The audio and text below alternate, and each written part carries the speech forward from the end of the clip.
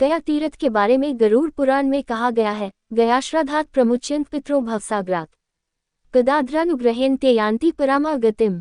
यानी गया श्राद्ध करने मात्र से पितर यानी परिवार में जिनकी मृत्यु हो चुकी है वह संसार सागर से मुक्त होकर गदाधर यानी भगवान विष्णु की कृपा से उत्तम लोक में जाते हैं।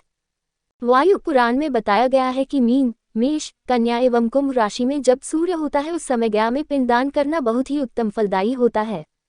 इसी तरह मकर संक्रांति और ग्रहण के समय जो श्राद्ध और पिंडदान किया जाता है वह श्राद्ध करने वाले और मृत व्यक्ति दोनों के लिए ही कल्याणी और उत्तम लोकों में स्थान दिलाने वाला होता है।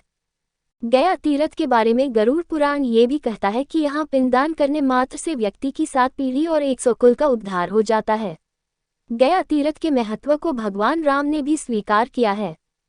वाल्मीकि रामायण में सीता द्वारा पिंडदान देकर दशरथ की आत्मा को मोक्ष मिलने का संदर्भ आता है। वनवास के दौरान भगवान राम लक्ष्मण और सीता पितृपक्ष के दौरान श्राद्ध करने के लिए गया धाम पहुंचे। वहां श्राद्ध कर्म के लिए आवश्यक सामग्री जुटाने हेतु राम और लक्ष्मण नगर की ओर चल दिए। उधर दोपहर हो गई थी, पिंडदान का समय निकलता जा रहा था और सीता जी की व्यग्रता बती जा रही थी। अपराह्न में तभी दशरथ की आत्मा ने पिंडदान की मांग कर दी। गया जी के आगे फल्गु नदी पर अकेली सीता जी असमंजस में पड़ गई।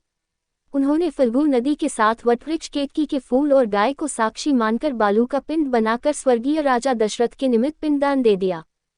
थोड़ी देर में भगवान राम और लक्ष्मण लौटे तो उन्होंने कहा कि समय निकल जाने के कारण मैंने स्वयं पिंडदान कर दिया।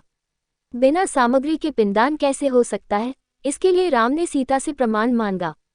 तब सीता जी ने कहा कि यह फल्गु नदी की रेत केतकी के फूल, गाय और वटवृक्ष मेरे द्वारा किए गए श्राद्ध कर्म की गवाही दे सकते हैं। इतने में फल्गु नदी, गाय और केतकी के फूल तीनों इस बात से मुकर गए। सिर्फ वटवृक्ष ने सही बात कही। तब सीता जी ने दशरथ का ध्यान करके उनसे ही गवाही देने की प्रार्थना की। दशरथ जी ने सीता जी की प्रार्थना स्वीकार कर घोषणा की कि ऐन वक्त पर सीता ने ही मुझे पिंडदान दिया। इस पर राम आश्वस्त हुए, लेकिन तीनों गवाहों द्वारा झूठ बोलने पर सीता जी ने उनको क्रोधित होकर श्राप दिया कि फल्गु नदी जा तू सिर्फ नाम की नदी रहेगी, तुझ में पानी नहीं रहेगा।